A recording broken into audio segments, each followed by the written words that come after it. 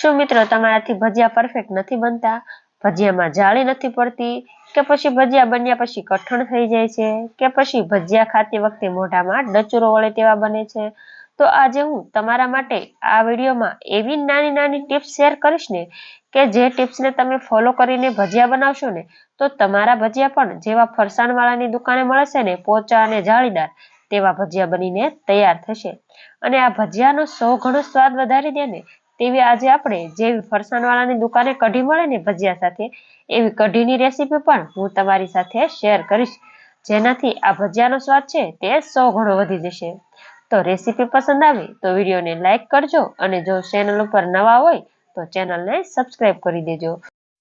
તો ભજીયા બનાવવા માટે એક મિક્સિંગ બાઉલમાં આપણે 2 કપ જેટલો ચણાનો લોટ ઉમેરીશું. તો આટલા લોટના માપથી તમે 2 જણાને થાય ને એટલા તમે ભજીયા બનાવીને તૈયાર કરી શકશો. જો તમારે અહીં વધારે કે ઓછા ભજીયા બનાવવા હોય ને તો એ રીતે તમારે લોટનું માપ સેટ કરી લેવાનું. તો 2 કપ લોટ લીધો છે તો તેની સાથે આપણે 1 કપ જેટલી ઝીણી સુધારેલી મેથી લેવાની છે, જે મેથીને મેં અગાઉ ધોઈને આ રીતે કોરી કરી લીધી છે. ત્યારબાદ અડધો કપ જેટલા અહીં આપણે લીલા ધાણા એડ કરીશું અને 2 થી 3 ચમચી જેટલું અહીં આપણે લીલું લસણ એડ કરવાનું છે. તો લીલા લસણથી આ ભજીયાનો ટેસ્ટ છે તે ખૂબ જ સરસ આવશે. ત્યારબાદ 2 ચમચી જેટલા એકદમ તીખા હોય તેવા લીલા મરચાંની આપણે આ રીતે અધકચરી પેસ્ટ ઉમેરવાની છે. તો તમે જે રીતે તીખું ખાતા હો એ રીતે તમારે મરચાંનું માપ વધારે કે ઓછું કરી દેવાનું. તો હવે ભજીયાનો એકદમ સરસ ટેસ્ટ આવે ને એના માટે 1 ચમચી ધાણાને અધકચરા વાટીને એડ કરીશું, સાથે અડધી ચમચી જેટલા આપણે અજમાને આ રીતે હાથથી ક્રશ કરીને ઉમેરીશું, જેથી ભજીયા છે તે પચવામાં હળવા રહે અને તેનો સ્વાદ પણ ખૂબ જ સરસ આવે. ત્યારબાદ અહીં આપણે ફરસાણવાળાની દુકાન જેવો જ સ્વાદ લાવવા માટે અડધી ચમચી જેટલો ગરમ મસાલો એડ કરીશું. ત્યારબાદ સ્વાદ પ્રમાણે મીઠું ઉમેરી દેવાનું છે. તો મેથી અને ધાણાની ભાજી સાથે જો તમારે અહીં થોડી પાલકની ભાજી ઝીણી કટ કરીને ઉમેરવી હોય ને મિત્રો તો તમે તે પણ ઉમેરી શકો છો. તો હવે આપણે તેની અંદર 1 ઇંચ જેટલા આદુના ટુકડાને આ રીતે આપણે ગ્રેટ કરીને એડ કરી દેવાનું છે મિત્રો. તો આપણે આ ભજીયામાં આદુનું પ્રમાણ છે તે થોડું ચડિયાતું રાખવાનું છે, જેથી ભજીયાનો ટેસ્ટ છે તે એકદમ સરસ બહાર જેવો આવે. અને હવે આપણે ભજીયાને એકદમ સરસ જાળીદાર બનાવવા માટે આપણે તેની અંદર અડધી ચમચીથી પણ ઓછી આપણે ખાંડ એડ કરવાની છે મિત્રો. તો જો અહીં આપણે આ રીતે ભજીયાના બેટરમાં થોડી એવી મિત્રો ખાંડ એડ કરીશું ને તો આપણા ભજીયામાં એકદમ સરસ જાળી પડશે મિત્રો. તો હવે આપણે આ બધી જ વસ્તુને આપણે ચમચીની મદદથી મિક્સ કરી લેવાનું છે. તો આપણે પહેલા પાણી નહીં ઉમેરીએ, આપણે આ જ રીતે બધી જ વસ્તુને એકદમ સરસ રીતે મિક્સ કરી લેવાનું છે.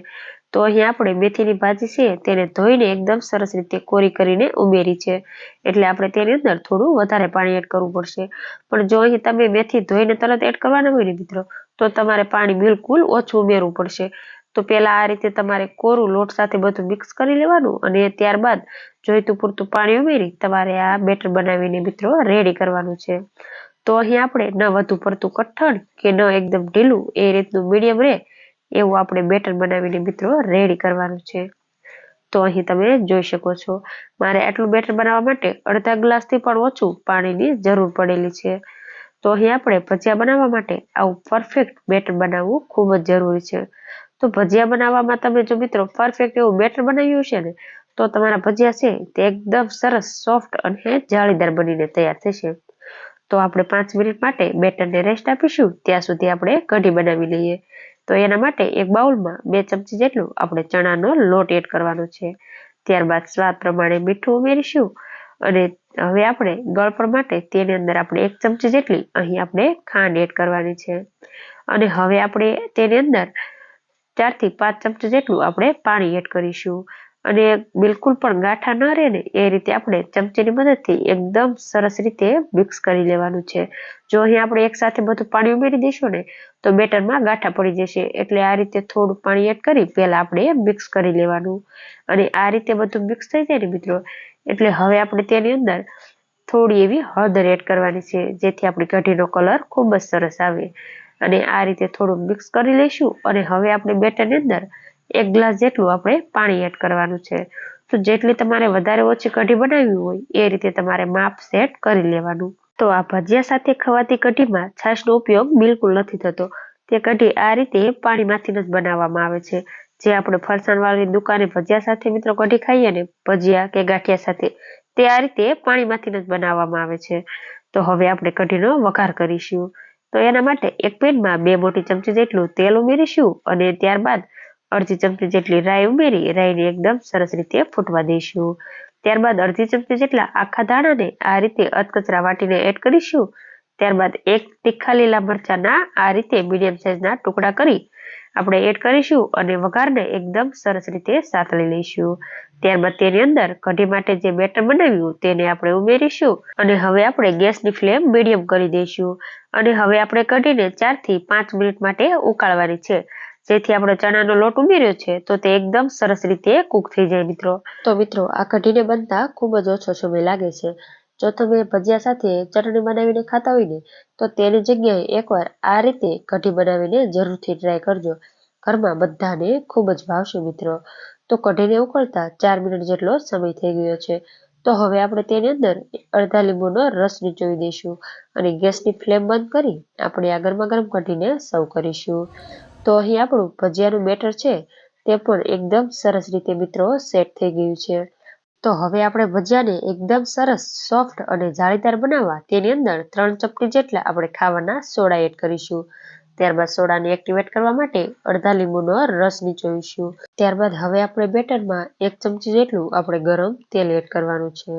તો આ રીતે આપણે જો મિત્રો બેટરમાં ગરમ તેલ એડ કરીશું ને તો આપણા ભજીયા છે તે ખાતી વખતે બિલકુલ પણ મોઢામાં ડચુરો નહીં વળે. તો સોડા ઉમેરી આપણે એક જ ડાયરેક્શનમાં બેટરને 1 થી 2 મિનિટ માટે ફેટી લેવાનું છે. જેથી આપણા ભજીયા છે તે એકદમ સરસ સોફ્ટ અને જાળીદાર બને.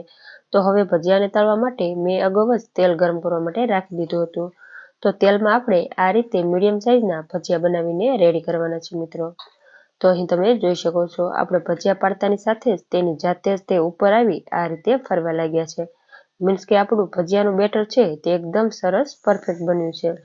તો આ રીતે મિત્રો આપણા ભજીયા તેની જાતે જ ઉપર આવીને ફરવા લાગે ને તો જ આપણા ભજીયા છે તે અંદરથી એકદમ સરસ સોફ્ટ અને જાળીદાર બને મિત્રો. તો હવે આપણે ભજીયાને અડધી મિનિટ માટે આ બાજુ આપણે તળાવવા દેવાના છે અને અડધી મિનિટ જેટલો મિત્રો સમય થાય ને એટલે આપણે હળવા હાથે ઝારાની મદદથી આપણે ભજીયાને થોડા એવા ફેરવી લેવાના છે. જેથી આપણા ભજીયા છે તે બધી જ બાજુથી એકદમ સરસ એવા મિત્રો તળાઈ જશે. તો હવે આપણે ગેસની ફ્લેમ છે તે થોડી એવી મીડિયમ ટુ લો સાઈડ કરી દેવાની છે. જેથી આપણા ભજીયા છે તે અંદર સુધી એકદમ સરસ એવા મિત્રો તળાઈ જશે. તો અહીં આપણે ભજીયાને મીડિયમ ગેસની ફ્લેમ રાખીને જ તળવાના છે. નહીંતર ઉપરથી તે લાલ થઈ જશે અને અંદરથી કાચા રહી જશે. તો એ વાતનું ખાસ ધ્યાન રાખવાનું છે. તો આ રીતે વચ્ચે વચ્ચે આપણે ભજીયાને ફેરવતા જઈશું અને 2 થી 3 મિનિટ માટે આપણે ભજીયાને એકદમ સરસ રીતે તળીને રેડી કરવાના છે. તો હવે આપણા ભજીયાને તળાતા કુલ 3 મિનિટ જેટલો સમય થઈ ગયો છે અને આપણા ભજીયા એકદમ સરસ એવા તળાઈને રેડી થઈ ગયા છે. તો હવે આપણે ઝારાની મદદથી આ ગરમા ગરમ ભજીયાને આપણે તેલમાંથી બહાર કાઢી લઈશું. તો અહીં તમે જોઈ શકો છો આપણા ભજીયામાં બિલકુલ પણ તેલ પણ નથી ભરાયું અને આપણા એકદમ સરસ પોચા અને જાળીદાર ભજીયા બનીને રેડી થઈ ગયા છે મિત્રો. તો આ રીતે હું તમને એક ભજીયું તોડીને બતાવી દઉં છું. તો અહીં તમે જોઈ શકો છો આપણા ભજીયામાં એકદમ સરસ જાળી પડીને મિત્રો રેડી થઈ છે. તો તમે પણ ભજીયા બનાવવામાં આવી નાની નાની વાતનું મિત્રો ધ્યાન રાખશો ને તો તમારા ભજીયા પણ પહેલી વાર જો તમે બનાવતા હશો ને તો પણ આવા એકદમ સરસ પોચા રૂ જેવા અને જાળીદાર બનીને તૈયાર થશે. તો તમને મારી આજની આ રેસીપી કેવી લાગી અને કમેન્ટમાં જરૂરથી જણાવજો. અને જો રેસીપી પસંદ આવી હોય તો વિડીયોને લાઇક કરજો, શેર કરજો અને ચેનલને હજુ સુધી સબસ્ક્રાઈબ ન કરી હોય ને તો ચેનલને સબસ્ક્રાઈબ કરી લેજો. Thanks for watching.